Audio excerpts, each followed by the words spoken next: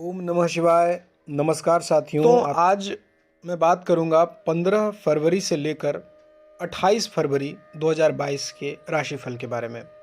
यानी आने वाले 2 सप्ताह के राशिफल की चर्चा करेंगे आज के इस वीडियो में।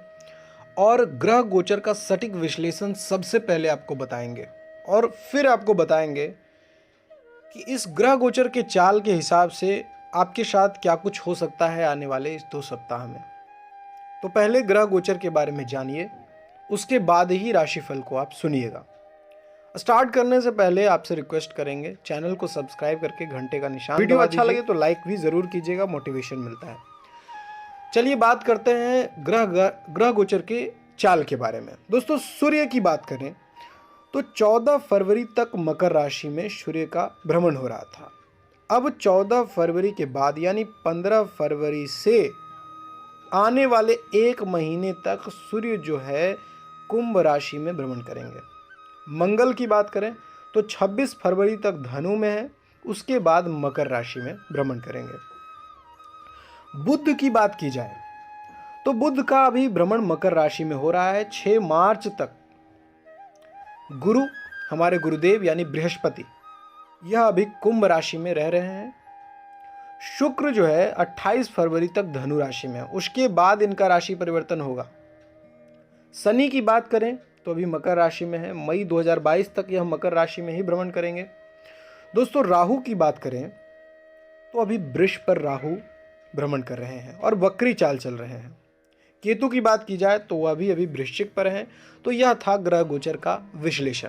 अब इसके आधार पर आगे की बातें सुनिए। पूरे राशिफल का आपको बहुत ही अच्छे तरीके से एनालिसिस यहाँ पर मिलेगा। अंत तक बने रहिएगा, गौर से ध्यान लगाकर कान लगाकर सुनिएगा। मित्रों सप्ताह के आरंभ में कोई अनुबंध उत्तम परिणाम देगा। हर बात पर टिप्पणी करने से बचिए। किसी नवीन वस्तु का सुख प्राप्त होगा। कोई कानूनी पचड़ा उदास करेगा। आर्थिक खाता बही की जलेबी जैसी उलझनों से सर घूमेगा। अपनों से न उलझिए, सोच समझ कर ही बोलिए, अन्यथा गलत फहमी होगी। पारिवारिक माहौल की बात करें तो बेहतरीन रहेगा, उत्तम रहेगा। नए वाहन में आनंद आएगा या प्राप्ति की रूपरेखा बनेगी। यानी आने वाले 2 सप्ताह के अंदर अगर आप वाहन की सोच रहे हैं तो you can go for it. बहुत ही अच्छा समय है। स्वभाव की खींच पर काबू रखिए। सप्ताह के मध्य में अल्पकालिक ट्रेडिंग से बचिए। यानी अगर आप ट्रेडिंग करने की सोच रहे हैं और अल्पकालिक यानी शॉर्ट टाइम इंटरवल के लिए वह ट्रेडिंग है तो सोच समझ कर ही करिएगा। कारोबार में आकस्मिक घाटे या चोरी के कारण आर्थिक क्षति हो सकती है। ज़्यादा मत बोलिए वरना बात बिगड़ सकती है। उपासना में रुचि जगेगी। मित्रों से लाभ और तनाव दोनों मिलेंगे। रिश्तेदारों से झूठा प्रेम प्राप्त होगा, इसलिए थोड़ा सा सावधान रहिए।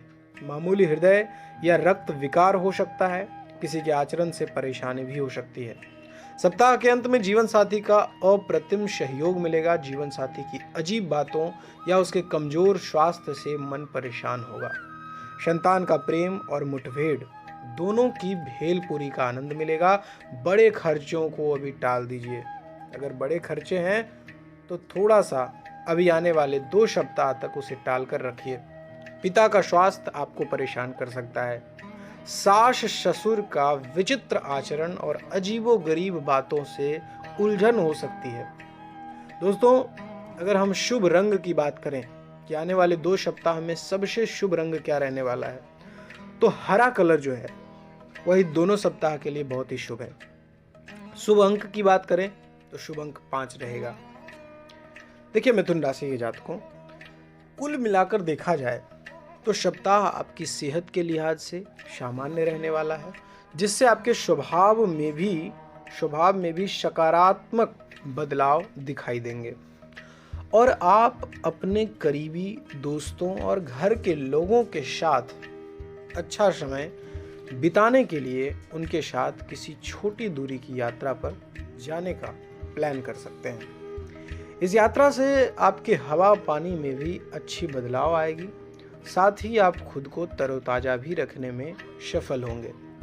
यदि आप अपने घर से जुड़ा कोई निवेश करने का सोच रहे थे तो उसके लिए यह सप्ताह सामान्य से काफ़ी बेहतर रहने की उम्मीद दिखाई दे रही है। कीमती वक्त अपने बच्चों के साथ गुजारिए, यह सबसे बेहतर मरहम है किसी भी प्रॉब्लम का।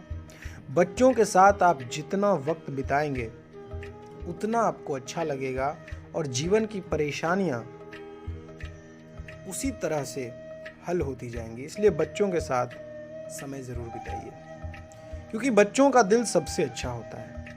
और कहा गया है दोस्तों कि children are the best creation of this world. देखिए, क्योंकि ये बात आप भी जानते हैं कि घर के बच्चे ही कभी न खत्म होने वाली खुशियों का वो स्रोत होते हैं जिनके साथ समय बिताते हुए आप भी अपनी हर समस्या को कुछ समय के लिए भूल सकते हैं। आपकी अंदरूनी ताकत इस सप्ताह आपकी सबसे बड़ी ताकत सिद्ध होगी, क्योंकि इस दौरान आप कार्य क्षेत्र पर अपने प्रभाव को बरकरार रखते हुए दूसरों की मदद करते दिखाई देंगे।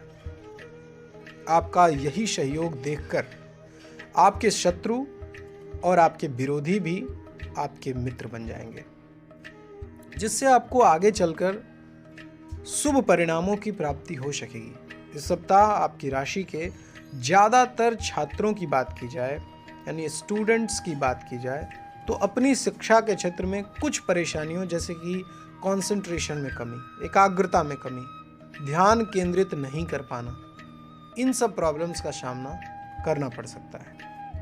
इसलिए इस टाइम इंटरवल में, इस समय अवधि में आपको धैर्य के साथ चलने की खास हिदायत दी जाती है। धैर्य बनाकर रखिए, टाइम ऊंच नीच होते रहता है। ऐसे में यदि ज़रूरत पड़े तो अपने बड़ों से मदद मांगने में हिचकिचाइए नहीं। और एक बहुत ही अनोखा उपाय मैं आपको बता रहा हूँ जो इन दोनों सप्ताह में आपका बहुत हेल्प करेगा।